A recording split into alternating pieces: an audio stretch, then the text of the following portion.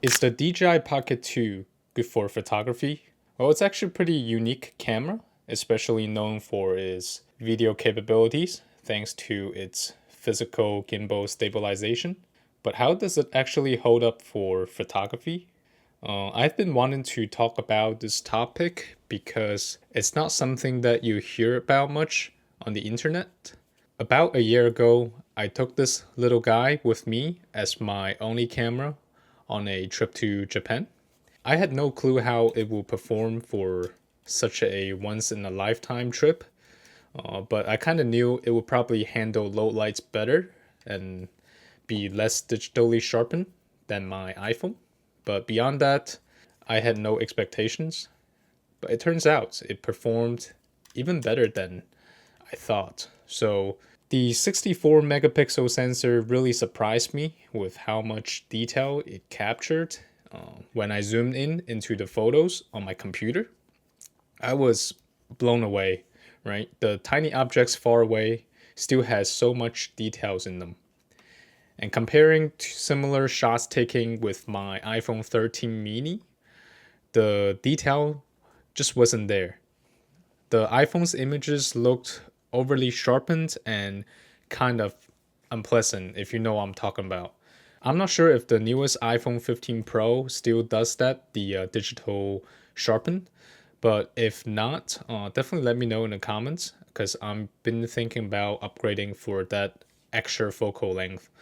Some of you might notice there's a bit of grain in photos, and that's true, but strangely, the grain from the DJI Pocket 2 looks very natural to me and adds to the authenticity, and it's almost cinematic look. I can't quite put my finger on why the grain looks so good to me, so if you have any insights, please let me know.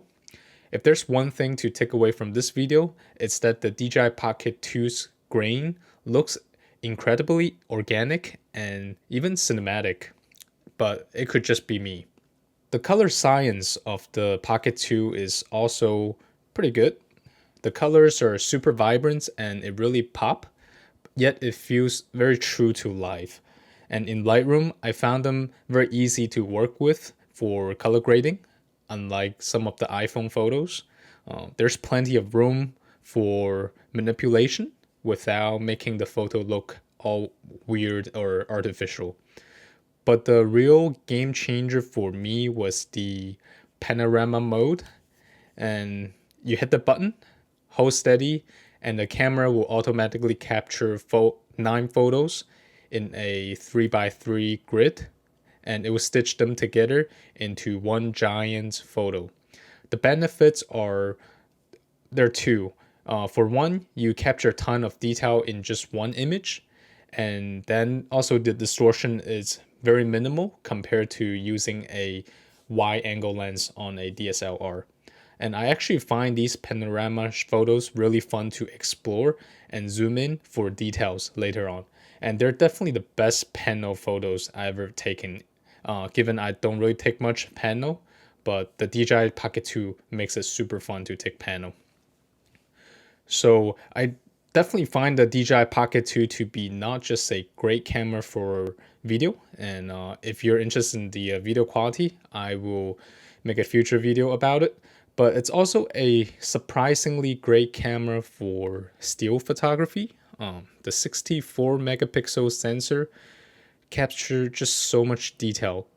The gimbal keeps things steady even in low light, right? And the grain and color give photos an authentic film-like quality. One downside I would say is the handling. Taking photos on a tiny screen isn't that ideal, and go from off mode to startup, you kind of have to wait for it to wake up and then you take a photo. And I think the readout speed for the DJI Pocket 2 it's slower than most of the DSLR. So when you hit the shoot button, it takes like 2 to 3 seconds just to capture one photo. So it's kind of slow, just be aware. And I just don't feel like I have much control, right? Because it's just so tiny. I kind of have to hold it and worry about it, dropping it to the ground. So I just shoot and hope for the best, but the result speaks for themselves and they don't look disappointing, so that's good. I do wish DJI would come out with a camera more suited for street photography, because I love the image quality from their sensor. So let me know what you think of this camera, or if you want to see more of the DJI Pocket 2. Thanks for tuning in. My name's Aki, and I will catch you in the next one.